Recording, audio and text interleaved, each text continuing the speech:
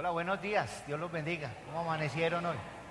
Bien, vamos a abrir nuestras Biblias en el Evangelio de Juan, capítulo 4, versículo 12 dice: ¿acaso eres tú mayor que nuestro padre Jacob, que nos dio este pozo, el cual bebieron él, sus hijos y sus ganados? Hemos venido estudiando en el Evangelio de Juan cómo Jesús es presentado por el apóstol, y la presentación de Jesús en el Evangelio de Juan tiene como propósito que usted y yo veamos su gloria.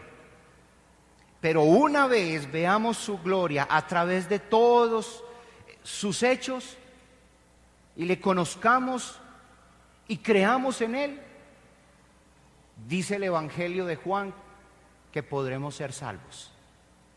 Así que el Evangelio de Juan nos está guiando como iglesia a que conozcamos a Jesús para que Él sea nuestro Salvador, pero también para que sea el Señor de nuestra vida. Y el capítulo 4 y la historia de la mujer samaritana no es la excepción. ¿Y por qué leí primeramente el versículo 12? Porque es el versículo que me ayudó a mí a extraer la tesis de este sermón en esta mañana y haberlo titulado Jesús, su gloria. La gloria de Cristo es superior a Jacob. La gloria de Cristo es superior a Jacob. La gloria de Cristo, ya nos había enseñado el apóstol Juan, era superior a las fiestas judías, era superior a Moisés, superior al templo, superior al sacerdocio judío. Y ahora nos muestra que Él es superior a Jacobo, a quien los samaritanos llamaban nuestro padre Jacob. Y aquí nos encontramos con una historia, la de una mujer samaritana en una conversación con el Señor. Y es una de esas conversaciones llenas de mucha información, de muchas verdades importantes. Es un pasaje repleto de varios asuntos. En él uno puede hablar de arrepentimiento, en él podemos hablar de adoración, en él podemos hablar de Jesús como Mesías Salvador. Son tantos los asuntos. Pero hoy hemos querido centrarnos en cómo la gloria de Cristo es superior a Jacob. Y en esta conversación encontramos la segunda entrevista que Jesús hace con una persona. La primera la había hecho con Nicodemo. Con Nicodemo había tenido un encuentro muy profundo. Un hombre que llegó más con preguntas que otra cosa. Pero aquí se deja ver en esta entrevista a una mujer más con el deseo de hallar respuestas. Y por eso la gloria de Cristo se manifiesta a su vida. Y hace que esta mujer tenga un cambio y tenga un encuentro distinto. ¿En qué radica la superioridad de la gloria de Cristo frente a Jacob? ¿Cómo así? Dijo la mujer samaritana en el versículo 12: ¿acaso eres tú mayor que nuestro padre Jacob? ¿Acaso eres tú mayor? El apóstol Juan, como viene enseñando esa superioridad de Cristo, nos pone en el relato esta importante pregunta: ¿acaso Jesús es mayor? La respuesta es obvia. La respuesta es muy contundente porque es un rotundo sí. Sí, porque Jacob les había dejado este pozo a su pueblo para que él subsistiera con él, para que él calmara su sed, para que éste les surtiera de agua para todas sus necesidades. Es verdad, y fue una gran bendición que Jacob dejó allí para el pueblo de Dios. Pero que los samaritanos lo establecieron como su símbolo de gloria, su símbolo de religión. Para ellos eso era lo más importante, era lo que les daba la identidad, según ellos, como un pueblo que todavía Dios les amaba. Y se gloriaban en eso. Por eso la pregunta de ella: ¿acaso eres tú mayor? Y yo me pregunto hoy, ¿en qué radica la superioridad de Cristo? Y para eso hay que ir desgranando la mazorca. ¿En qué sentido Jesús puede ser superior a Jacob? En muchos. Primero, es que su gloria, la de Cristo, sí sacia la sed. Ella estaba pensando en términos muy naturales. Estaba pensando en términos de saciar una sed física. Y en ese sentido el pozo era una gran bendición. Claro que sí, y era necesario. Pero Jesús está mostrando su superioridad porque Él es el que sacia la sed espiritual. Versículo 10 me dice: respondió Jesús y le dijo: si conocieres el don de Dios y quién es el que te dice dame de beber, tú le pedirías y Él te daría agua viva.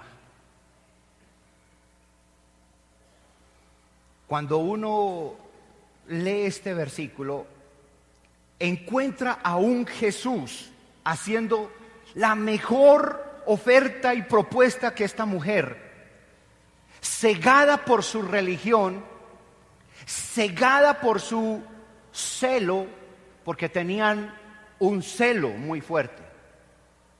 ¿Cómo se manifiesta ese celo y cómo se manifestó la religión en esta mujer? Dice el versículo 7: vino una mujer de Samaria a sacar agua y Jesús le dijo: dame de beber, pues sus discípulos habían ido a la ciudad a comprar de comer. La mujer samaritana le dijo: ¿cómo tú, siendo judío, me pides a mí de beber, que soy mujer samaritana?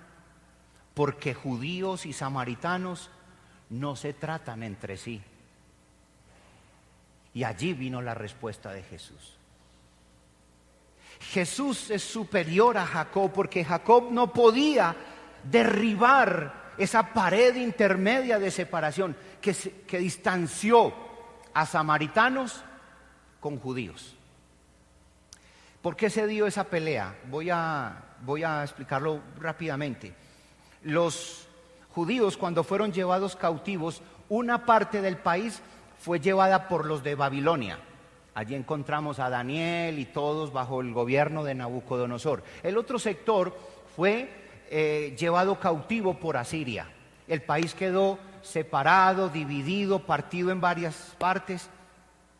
Y Nabucodonosor, con todos ellos, especialmente con la tribu de Judá, él respetó su cultura.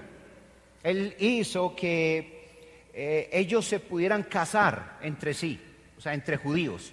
Él no hizo mezcla. Mientras que los asirios se obligaron a muchos de ellos a mezclarse. Cuando ellos regresan otra vez y se unen en el país, encuentran que hay un pueblo mezclado y comienzan a menospreciarlos. Se ubican especialmente en Samaria, y ahí es donde viene una rivalidad entre judíos de raza pura en ese momento versus samaritanos. Entonces, ese pueblo samaritano empezó a tener una rivalidad, y eso es lo que ella presenta. Tú, siendo judío, ¿me estás pidiendo agua a mí? Y no solamente por ser samaritana, era por ser también mujer. Pero Jesús, en su sabiduría, en su omnisciencia, tiene un propósito. Por eso le responde de esa manera. Jesús va al punto central. Jesús no se enfrasca en si tienen una división, un problema. No, Él no se pega en el aspecto teológico.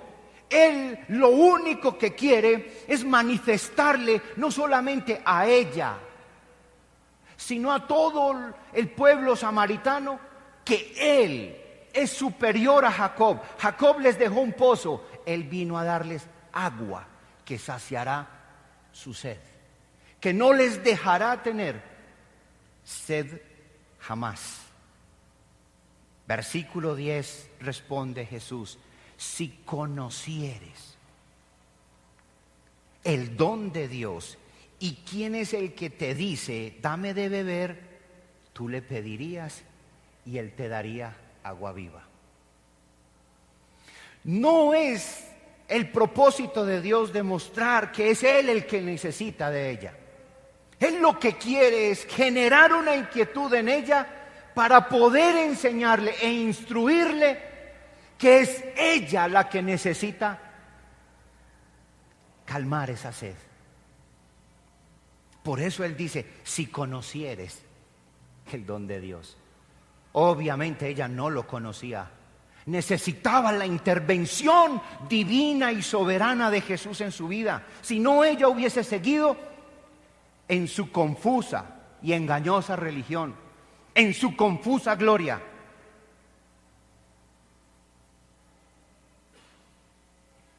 Y Jesús le dice, yo tengo para darte de un agua que no permitirá que tengas sed jamás. La mujer en el versículo 11 le dijo, Señor, no tienes con qué sacarla, el pozo es hondo. Ella todavía estaba en el plano natural.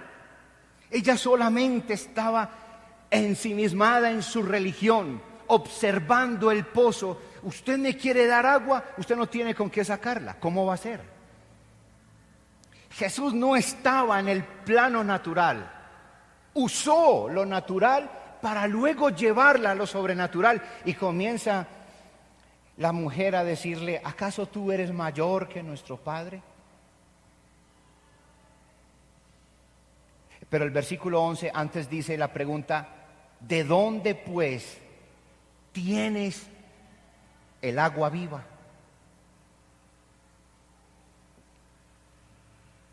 Ella quiere la respuesta. Y Jesús está apelando a una verdad del Antiguo Testamento. Salmo 36, 9. Salmo 36.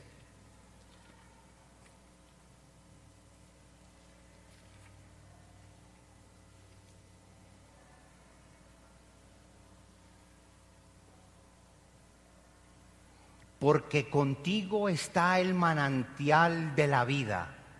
En tu luz veremos la luz. Para los hebreos era muy claro el concepto del agua viva. Contigo está el manantial de vida. En Isaías 55, versículo 1, también se encuentra esta verdad. Dice, a todos los sedientos, venid a las aguas, y los que no tienen dinero, venid, comprad y comed. Venid, comprad sin dinero y sin precio vino y leche. Era un concepto claro en el Antiguo Testamento. Dios era esa agua viva. En este caso es Jesús como Dios quien viene a ofrecerle esa agua viva. Como diría un autor, Jesús no está ofreciendo ni arroyos ni lagos. Jesús está ofreciendo vida eterna. Es Él el que puede saciar para siempre esa agua. Ella, pensando en lo natural, decía, bueno, si tú me das toda esa agua, qué bueno, entonces dámela. Ella estaba pensando en no tener que volver más al pozo. Además, al parecer ella era una mujer pecadora. A la hora que salió, no iba nadie a sacar agua al pozo. Ella sale aparentemente en un momento de soledad para no tener que pasar ninguna vergüenza. Y ella en su pecado ocultamente va pero se encuentra con la cita más importante de su vida, una cita con Jesús, y lo encuentra a él sentado, descansando. No fue a comprar el mercado con los discípulos, los mandó a ellos solos a que mercaran. Él se queda solo y esa cita divina se da. ¿De dónde pues tienes el agua? Jesús en el versículo 13 le respondió: cualquiera que bebiere esta agua. ¿Cuál agua? ¿La que les dio quién? Jacob, al haber hecho el pozo. Cualquiera que beba de esta agua volverá a tener sed. Mas el que bebiere del agua que yo le daré, no tendrá sed jamás, sino que el agua que yo le daré será en él una fuente de agua que salte para vida eterna. Jesús es quien puede calmar nuestra sed. Jesús está despertando en la mujer samaritana la inquietud frente al pozo, frente al agua, frente a la religión, y le está diciendo: yo estoy por encima de eso. Yo no le voy a calmar la sed como la que calma este pozo. Su religión no le va a llevar a saciarse. Para usted saciarse espiritualmente, necesita la gloria de Cristo, ver sus hechos, creer en Él, y creyendo en Él tendréis vida eterna. Esa sed solo la puede saciar Jesús. Así que le acaba de tumbar a la samaritana toda su religión, todo por lo cual ella luchaba y ellos. Y es ella quien se va a convertir en la misionera para los samaritanos. Luego lo vamos a ver. Así que Jesús es el único que puede saciar tu sed, tu vida espiritual, la que da vida eterna, la que da salvación. Cristo, su gloria es superior a Jacob porque Él sí sacia la sed. Y Cristo y su gloria es superior a Jacob porque Jacob solo proveyó algo para la vida común y la vida cotidiana de los hombres, mientras que Jesús confronta el pecado. Y aquí viene una confrontación que es el segundo aspecto. El primero, la gloria de Cristo sacia la sed. El segundo, su gloria confronta el pecado. Versículo 18. Especialmente el versículo 16 y 18 al 18 dice: Jesús le dijo: ve, llama a tu marido y ven acá. Respondió la mujer y dijo: no tengo marido.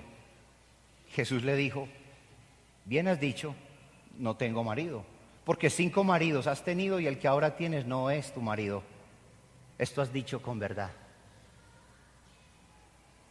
Cuando uno lee el versículo 16, este es un texto que me hizo sentirme raro en su lectura, porque son cambios abruptos, son cambios inesperados, parecieran no tener como una secuencia al diálogo. Dicen algunos eruditos que el diálogo tal vez pudo haber sido más extenso, pero los diálogos tienen un propósito. Si usted mira conmigo el versículo 15, la mujer le dijo: Señor, dame esa agua para que no tenga yo sed, ni venga aquí a sacarla. Ella todavía en este momento está pensando ¿en qué? En lo natural.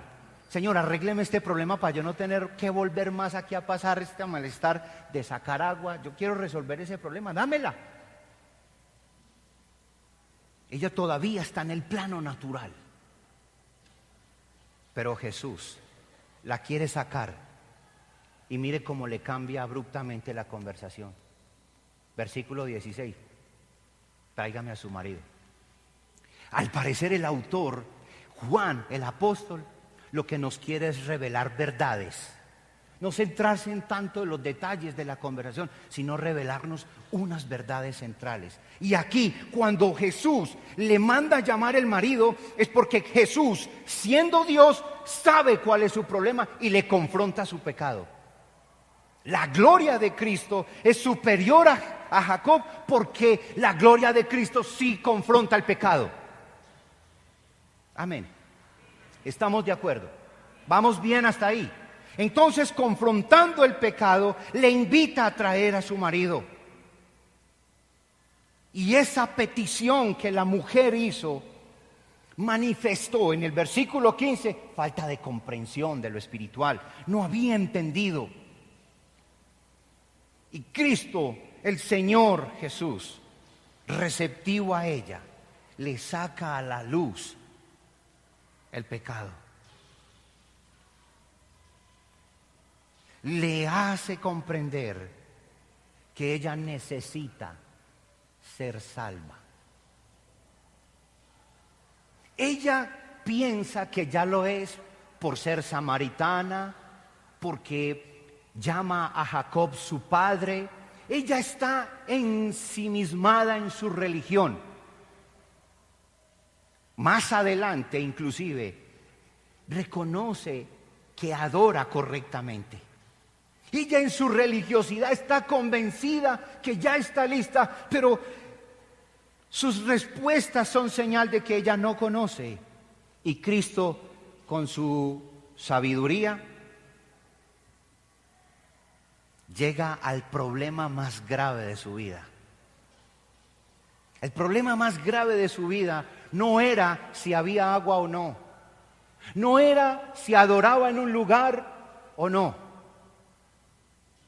El problema más grave de la vida de esta mujer era su pecado. 5 maridos has tenido y el que tienes ahora no lo es. Jesús sabía que ella tenía un problema o de adulterio o de fornicación. Jesús le confronta para recordarle la clase de vida que ella estaba llevando. Le hizo sentir y pensar y creer su condición de pecadora, para luego invitarle al arrepentimiento.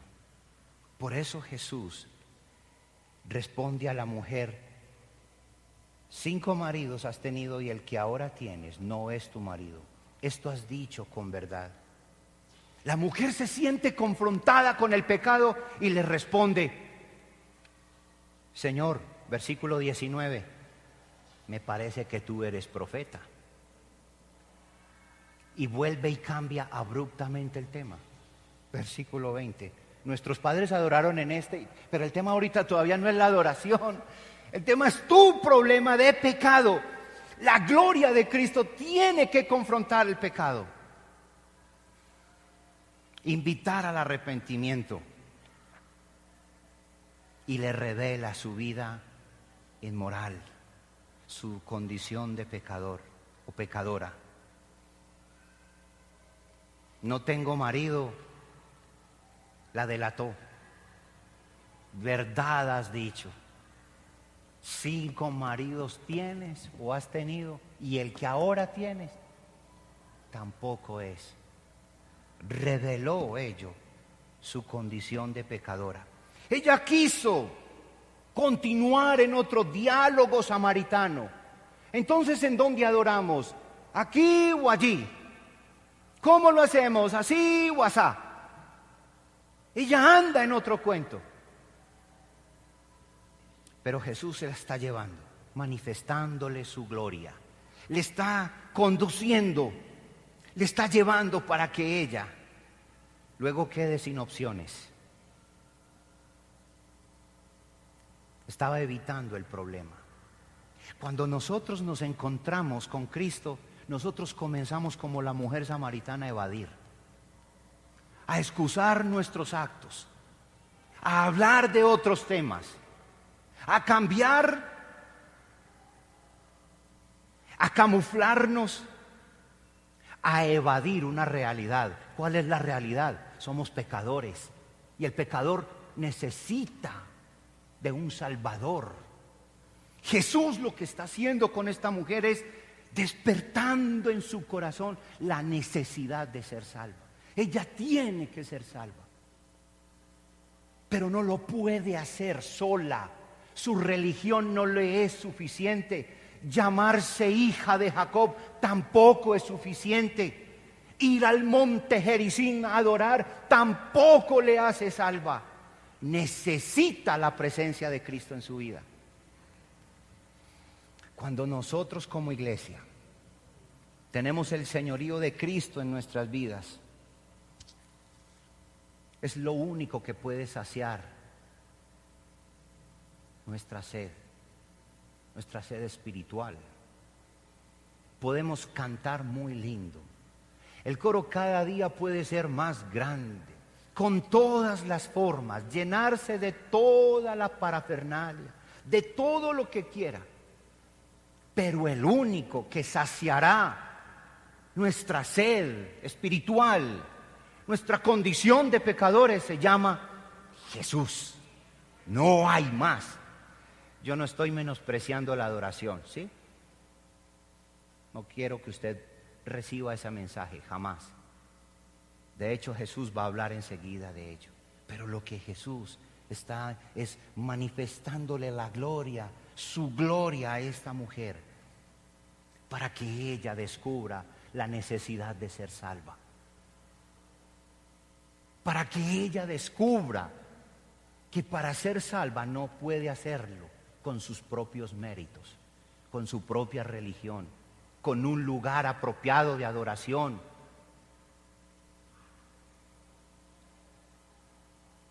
Y ella cambia abruptamente el tema. Versículo 20. La gloria de Cristo le hizo recalcar la necesidad de adorar. Entonces ella pasa a otro punto. Versículo 20. Nuestros padres adoraron en este monte y vosotros decís que en Jerusalén es el lugar donde se debe adorar. Jesús le dijo: créeme que la hora viene cuando ni en este monte ni en Jerusalén adoraréis al Padre. Vosotros los que no sabéis, vosotros adoráis lo que no sabéis. Nosotros adoramos lo que sabemos, porque la salvación viene de los judíos. Mas la hora viene, y ahora es, cuando los verdaderos adoradores adorarán al Padre en espíritu y en verdad, porque también el Padre tales adoradores busca que le adoren. Qué lindo, qué manifestación tan bonita. Pero como les digo, es una porción cargada de demasiada información. Aquí hay demasiada información que no podemos nosotros resolverla toda aquí, pero vamos a sacar unos puntos esenciales, importantes, que seleccioné aquí para tratar. Aunque ella cambia de tema, quiso evitar el tema del matrimonio y de su problema de pecado. Ella quiso defenderse con un tema religioso. ¿En dónde adorar? ¿En dónde adorar? La adoración, la gloria de Cristo recalca la necesidad de adoración. Pero allí está el Espíritu Santo obrando y se sacan varios elementos. Nuestros padres adoran en este monte y vosotros decís que es en Jerusalén. Significa esto que los judíos adoraban en Jerusalén, pero los samaritanos adoraban en el monte Gerizim. Una de las rivalidades era esa. Ustedes adoran allá, nosotros adoramos aquí. La samaritana, evadiendo, le saca el tema a Jesús. Me parece que Jesús considera importante tratar el tema para una vez más aniquilar el aspecto religioso, la división religiosa, y de una vez derribar esa barrera. Vosotros decís que en Jerusalén, nosotros decimos que aquí, o sea, en Gerizim. Jesús le dice: créeme, mujer, versículo 21, que la hora viene cuando ni en este monte, o sea, en el Gerizim, ni en Jerusalén, La adoración no es un asunto de lugares. La adoración es un asunto del corazón, de la actitud, de la entrega, de la rendición, de ser de Él. Por eso el versículo 22 dice una frase muy interesante: vosotros adoráis lo que no sabéis. ¿Qué significa esa frase, mis amados? Había otro aspecto, otro muro que separaba a los samaritanos de los judíos. Los samaritanos tenían solamente el Pentateuco. O sea, ellos solamente se basaban toda su teología y su religión en Génesis, Éxodo, Levítico, Número y Deuteronomio, la ley. Eso era lo que ellos tenían. Pero los judíos, ¿qué tenían? La ley y los profetas. O sea, tenían todo completo. Jesús les dice: ustedes adoran lo que no conocen. Nosotros adoramos lo que sí conocemos. Por eso la salvación viene de los judíos. Porque ellos tenían toda la revelación hasta ese momento, que era el Antiguo Testamento. Jesús comienza a sacarle todas esas cucarachas de la cabeza. Usamos esa expresión, ¿cierto? Empezó a sacarle toda esa basurita. Mire, el tema no es por ahí, mujer. Mujer, el tema no es ni el lugar. El tema no es el lugar. El tema no es quién tiene el lugar apropiado para poder adorar. Es un asunto de una relación con el Señor. En espíritu y en verdad significa que los verdaderos adoradores adorarán al Señor a partir de una relación real y personal con Él, no importa el lugar. ¿No le ha pasado a usted que hay domingos que a usted le parece como la alabanza mejor que la otra? Y usted al otro domingo se siente como frustrado. Como que cantaron más maluco, hoy como que no. ¿Saben por qué? Porque nosotros tenemos la tendencia a enmarcar la adoración como una actividad. Y si la actividad salió bien, la adoración salió bien. Y saben, eso no es cierto. Por eso la tendencia actual de creer que la adoración es con una música bien buena. Pero es que esos himnos, qué pereza, pastor, cantar. No, eso como esa morronguera, 4x4.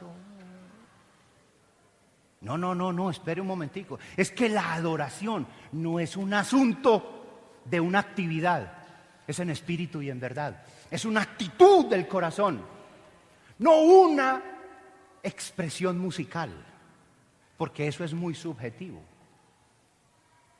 Si al pastor le gusta la salsa, entonces usted imagina los muchachos aquí con conga y bongo.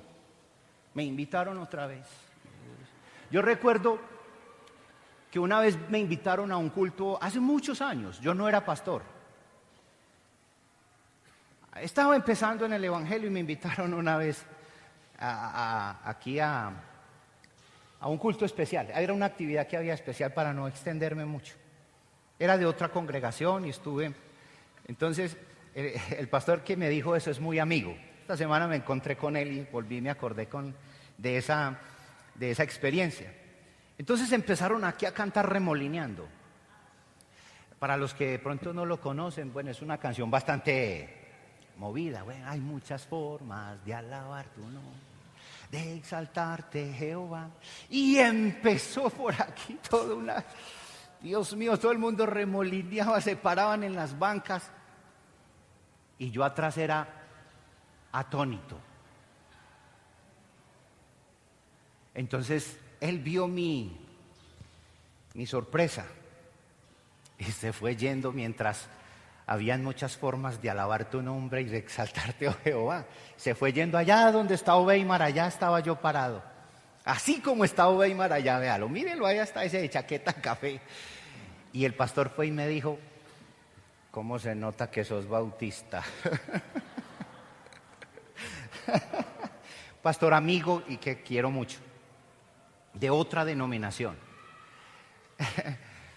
Yo hasta ese momento no entendía muchas cosas. ¿Qué quiero resaltar con eso? La adoración no estaba enmarcada porque yo era bautista y él era de X. No. La adoración, y con ello no estoy diciendo que estaba de acuerdo o desacuerdo, ese no es mi punto en este momento. Mi punto en este momento es decirle, iglesia, la verdadera adoración es un asunto que nace de una relación genuina con Dios, de una expresión de adoración y de exaltación al Rey de Reyes, no importando ese elemento. No estoy ni aprobando ni reprobando un asunto porque ese no es mi tema. Ahora, como bautista, considero que prefiero el orden. Prefiero hacerlo decentemente y con orden. No me vaya a pedir danzarines aquí. No lo voy a permitir. Respeto que lo esté haciendo. No me vaya a pedir danzarines ni me vaya a pedir el trencito aquí. No lo voy a hacer. No es lo que considero yo la forma. Creo mejor pensar como bautista en mi escuela y en mi perfil, hacerlo decentemente y con orden y sin desenfrenos. Eso es lo que, con todo respeto a muchos hermanos que de pronto son de otras líneas, de otras corrientes, de otros formatos, prefiero hacerlo decentemente y con orden y moderadamente. Así que lo que el Señor está conduciendo a esta mujer es: derribe ese aspecto religioso de la adoración. Mas la hora viene y ahora es cuando los verdaderos adoradores adorarán al Padre en espíritu y en verdad. Hay mucha gente que le gusta adorar solo en espíritu. Y es que en espíritu eso da para hacer de todo. Pero ojo, lo que usted haga en espíritu, verifique que sea también en verdad. Por eso es que usted no encontrará cierto repertorio de nuestros hermanos del ministerio de la adoración. Hay canciones que no vamos a cantar aquí. ¿Sabe por qué? Porque no dicen lo que creemos. Así sean la de moda, la más bonita y suena muy chévere, ¿cierto? Y hay que remolinear y dar vueltas violentamente, ¿cierto? Pero hay que hacerlo decentemente y con orden. Alguien una vez me dijo que quería danzar como David en la iglesia. Yo le propuse, listo, ¿estás dispuesta a danzar como David en la iglesia? Entonces también hazlo como lo hizo llevando el arca. Te quitas la ropa también. Porque él se quitó la ropa.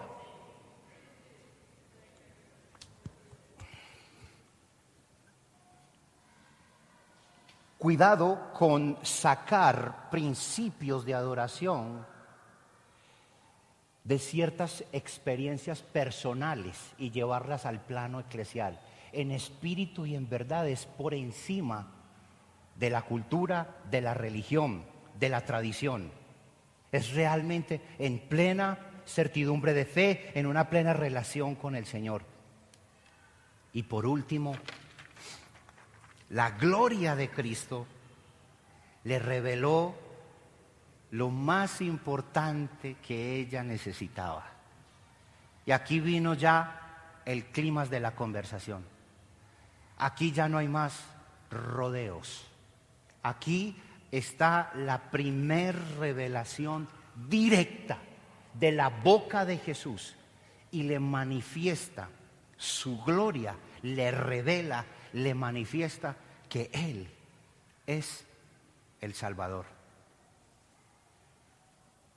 Le dijo la mujer, versículo 25, ya no hubo más para dónde escaparse.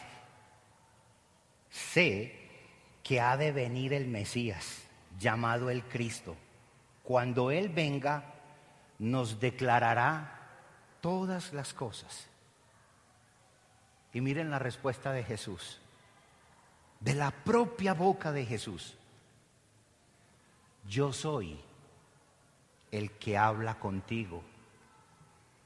Yo soy, es este. Soy yo el que tú estás diciendo, el que tú esperas, que saciará tu sed, que te confrontará con el pecado y te llevará a una adoración con el Señor. Ese soy yo, dice Jesús.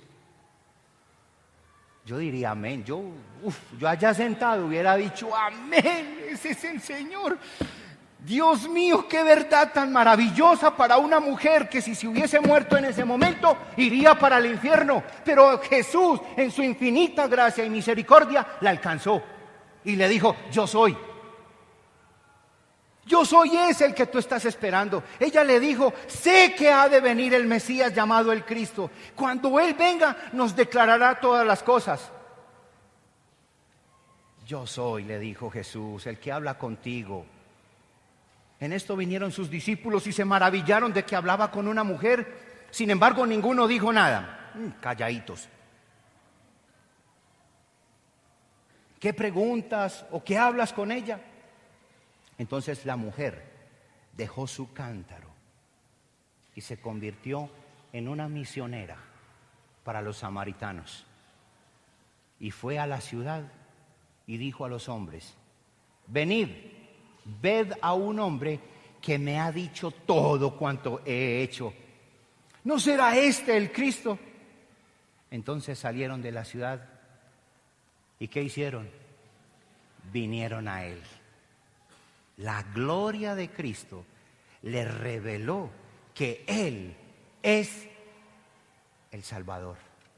Para eso se ha escrito el Evangelio de Juan, para que usted y yo veamos todo lo que Él hizo, y viendo y creyendo lo que Él hizo, tengamos vida eterna. Él es el gran yo soy. Él es la providencia de Dios para una mujer sinceramente equivocada, engañada en su religión. Se gloriaba en un pozo que les había dejado su padre Jacob, pero ha llegado uno que es superior a él y le ha saciado toda su sed. La Iglesia Bautista Prado Centro, para poder calmar su sed, solo necesita a Jesús. Adoradores en espíritu y en verdad, pero de un Jesús Salvador y Señor, de un Cristo ungido y de un Mesías que nos vino a salvar. Y así, cuando nosotros tenemos a Cristo por Señor y por Salvador, podremos ir a otros y decirles: venid, ved a un hombre que nos ha dicho todo cuanto ha hecho o cuanto hemos hecho. Y así podremos presentarles a otros a Cristo. Pero es necesario que primero nosotros lo tengamos por Señor y por Salvador. Amén. Cristo ha saciado toda nuestra sed. El Señor, concluyo yo esta mañana diciendo, quiso hacerle comprender a esta mujer que no le había pedido el agua del que él hablaba, sino que tenía sed de una fe. Lo más importante para el Señor no es qué tanto le podemos dar a Él, sino qué fe tenemos en Él. El Señor no está esperando qué tanto hay para darle, para ofrecerle, sino el Señor quiere ver es fe, porque sin fe es imposible agradar al Señor.